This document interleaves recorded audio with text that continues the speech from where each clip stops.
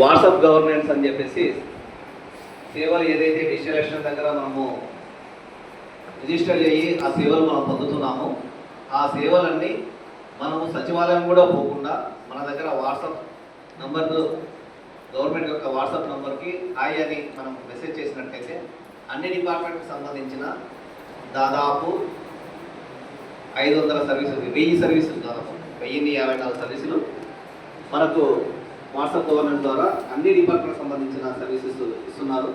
కనుక అందరూ ఈ యొక్క సర్వీసెస్ ఉపయోగించుకోవాల్సిందిగా కోరుతున్నాము. దీంతోపాటు మనకు జవాబుదారీతనంను పెంచడానికి గవర్నమెంట్ ఐవీఆర్ఎస్ కాల్స్ అని చెప్పేసి మనకు ఈ యొక్క సచివాలయం పర్ఫార్మెన్స్ ఎలా ఉంది అనే విషయం గురించి ఆ యొక్క సిటిజన్స్ ఆ ఊర్లో ఉండే జనాలకు ప్రజలకు ఫోన్ రూపంలో అడగడం జరుగుతుంది. అందులో 3 క్వశ్చన్స్ ఉంటాయి.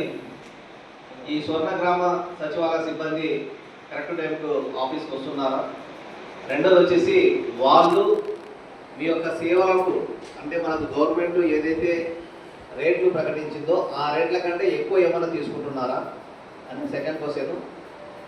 వాళ్ళ యొక్క ప్రవర్తన ఎలా ఉంది అంటే మీతో మర్యాదపూర్వకంగా నడుచుకుంటున్నారా లేదా అనేది. అవును అయితే 1 నొక్కండి అని చెప్పేసి, కాదు అయితే 2 నొక్కండి అని చెప్పేసి చెప్తున్నారు. ఈ విధంగా చెప్పడం వల్ల ఈ సిటిజన్స్ ఎవరైతే సర్వీసులు పొందారో లేదంటే ఆ యొక్క పనితీరును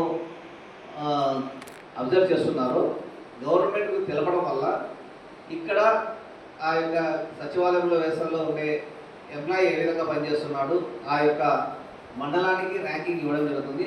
అదేవిధంగా ఎంప్లాయీస్ కూడా ర్యాంకింగ్ ఇవ్వడం జరుగుతుంది. ఓపీటీఎస్ అని చెప్పేసి ఈపీటీఎస్ అని చెప్పేసి ఎంప్లాయీకు ఒక పాయింట్స్ ఇవ్వడం జరుగుతుంది ఏ విధంగా అతను ఎంప్లాయీ వర్క్ చేస్తున్నాడు.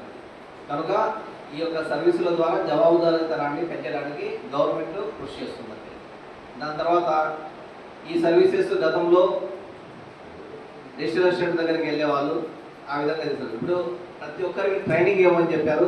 వాట్సాప్ గవర్నమెంట్స్ ఎక్కువగా వాడమని చెప్పేసి మనకు పంచాయతీరాజ్ డిపార్ట్మెంట్ తరఫున 3 సర్వీసెస్ ఉన్నాయి. ఒకటి వచ్చేసి లైసెన్స్, మనం లైసెన్స్ ఏదైనా కట్టాలంటే అది కూడా ఆన్లైన్లోనే మనం కట్టుకోవచ్చు. రెండోది